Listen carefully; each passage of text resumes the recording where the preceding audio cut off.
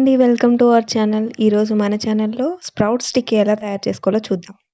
Mixie జార్‌లో 1 cup మొలకెత్తిన పెసలు, ఒక పచ్చిమిర్చి, 1 ఇంచ్ అల్లం ముక్క వేసుకోవాలి.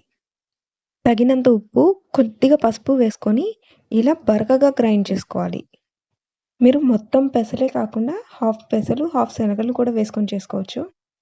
గ్రైండ్ చేసుకున్న పేస్ట్‌లో 3 స్పూన్స్ శనగపిండి, 2 స్పూన్స్ బియ్యం పిండి, హాఫ్ స్పూన్ ధనియాల పొడి వేసుకొని కొద్దిగా వాము, కొంచెం చాట్ మసాలా, పాలకూర తరుగు అనేది ఆప్షనల్ అండి. మీ దగ్గర ఉంటే వేసుకోవచ్చు.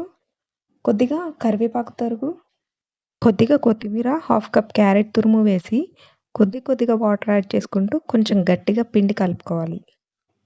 పిండి కన్సిస్టెన్సీ అనేది వీడియో క్లిప్‌లో చూపిస్తున్నట్టు కొంచెం గట్టిగా ఉండాలండి. కొద్దిగా పిండి తీసుకొని ఇలా టిక్కిల్లా ఒత్తుకోవాలి. స్ప్రౌట్స్ మన హెల్త్‌కి చాలా మంచిదండి. డైలీ స్ప్రౌట్స్ మనం తినలేకపోతే ఇలా టిక్కీలా చేసుకుంటే హెల్త్‌కి హెల్త్, టేస్ట్‌కి టేస్ట్. పెనం మీద ఆయిల్ వేసుకొని టిక్కీని 2 సైడ్స్ కాల్చుకోవాలండి.